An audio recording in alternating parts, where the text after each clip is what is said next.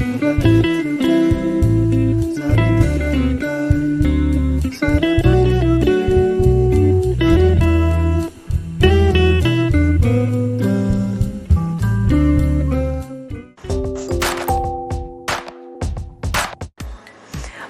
è il giorno di San Giovanni. Il nome Giovanni ha origine ebraica e significa dono del Signore.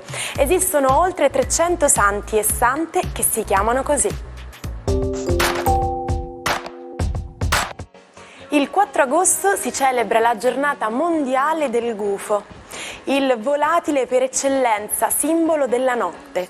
Il gufo è un rapace che fa parte della famiglia degli strigidi, tipo di famiglia di rapaci notturni, diffuso nel Nord America, in Europa e in Asia, e vive principalmente nei boschi e nelle foreste di conifere.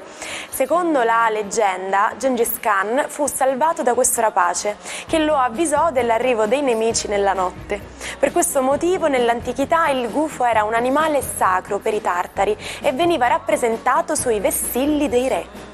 È durante le ore buie che il gufo caccia una grande varietà di piccoli animali: topi, talpe, scoiattoli, pipistrelli, ratti, uccellini e insetti. Durante il giorno, invece, solitamente dorme nelle cavità degli alberi o in vecchi ruderi, perfettamente mimetizzato dal piumaggio. Aveva parlato con Vincent van Gogh, da lei definito brutto, trasandato e consumato dall'alcol. E aveva presenziato al funerale di Victor Hugo, quando Jean Calment morì ad Arles, in Francia, il 4 agosto del 1997. Aveva 122 anni. Si spegneva quel giorno la donna più longeva della storia. Ma sapevate che è possibile far muovere i treni con delle calamite giganti? Si tratta dei treni a lievitazione magnetica che viaggiano grazie alla presenza di grosse elettrocalamite che li tengono sospesi di circa 1 centimetro sopra i binari, e l'unica forza che si oppone al moto è quella dovuta alla resistenza dell'aria. Ed è proprio grazie a questo se in Giappone è stato costruito un treno che ha raggiunto la velocità dei 630 km all'ora, record mondiale nel 2015, anche se 505 km all'ora è la velocità massima stabilita per il servizio commerciale.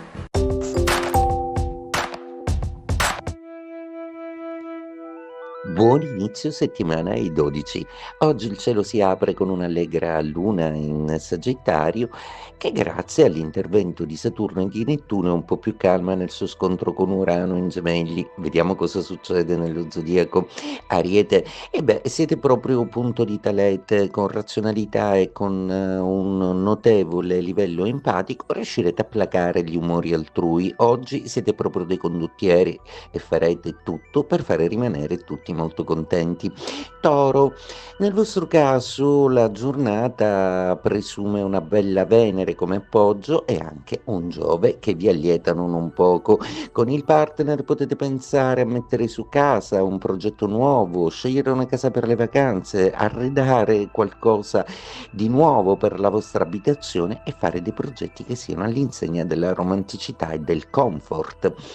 Gemelli, per voi Urano comincia già a cambiare le carte in tavola. Oggi è proprio con la Luna che deve vedersela, ma grazie all'aiuto e al sostegno di Saturno e Nettuno tutto sembra molto gestibile. Anche Marte contribuisce a gestire meglio questa voglia di cambiamento uraniana, che però tiene conto anche delle diversità altrui e soprattutto a non urtare la sensibilità delle persone che avete vicino. Cancro, splendido cielo per voi. Venere però deve vedersela con Marte e Saturno, amori forse illogici, irrazionali, voli pindarici, qualcosa che è molto nelle vostre corde lunari. Ai sogni però dovete stare bene attenti a dare una configurazione un po' più reale. Ci pensa Giove a sintetizzare il tutto. Leone, per voi la giornata è all'insegna di un Mercurio congiunto al Sole che si collega anche a Luna, a Nettuno e a Saturno, ovvero le vostre idee oggi sono chiare, progetti ambiziosi e rivoluzionari per il futuro. È un periodo di maturazione per voi, per la vostra mente, per le prospettive future con cui volete colorare la vostra vita. Vergine, per voi Marte è sempre un ospite un po' spinoso, ma Urano e Plutone lo gestiscono in maniera abbastanza creativa. Seppure riluttanti, oggi rinuncerete a qualcosa pur di semplificare la vostra vita e di preferire relax, ne avete bisogno.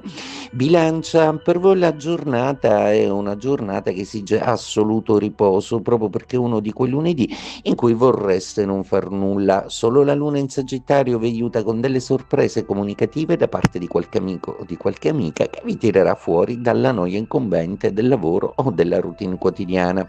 Scorpione, per voi oggi il cielo è abbastanza sgombro, libero da nubi e una luna oggettiva tende a fare chiarezza nei vostri sentimenti e anche a farvi fare i conti se potete permettervi o meno la vacanza dei vostri sogni. Siate oculati.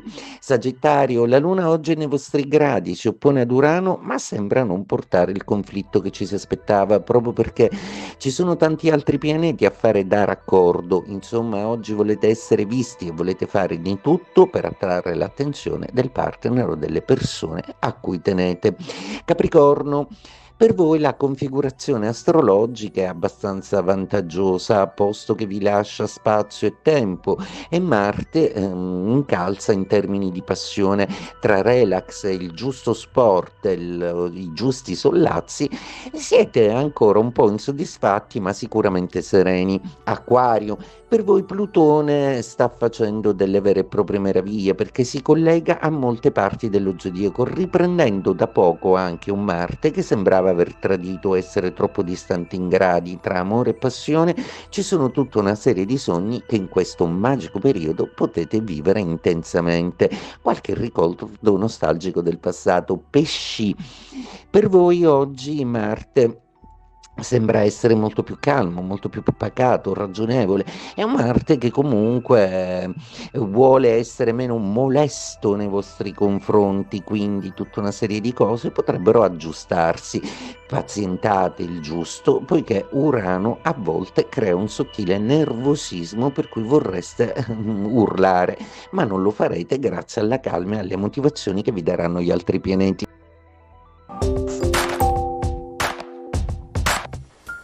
Faceva molto caldo a Brescia quel 4 agosto del 1978, anche se erano le 8 di sera. Sul campo di atletica Sara Simeoni, allora 25enne, saltò in alto la misura di 2 metri e 1 centimetro. Era il record del mondo, che rimase imbattuto per 24 anni.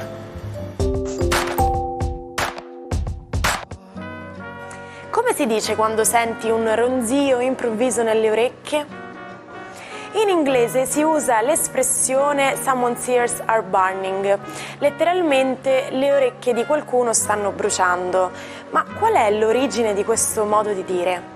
Pare che risalga all'antichità, quando si credeva che un fastidioso fischio nell'orecchio destro indicasse che qualcuno stava parlando bene di te, mentre un ronzio nell'orecchio sinistro indicava il contrario, era cioè sinonimo di malelingue. Noi diciamo "mi stanno fischiando le orecchie". Ci salutiamo con la frase del giorno. Ho paura che il destino possa servire a incoraggiare la rassegnazione nei disperati e l'autocompiacimento tra i potenti. Si può credere che il destino sia già scritto, ma a me piace credere che lo scriviamo noi ogni giorno con le scelte che facciamo. Quindi vi auguro una giornata fatta di piccole scelte. Anche quella di andare a mare può essere considerata una scelta. Ci vediamo domani, buona giornata.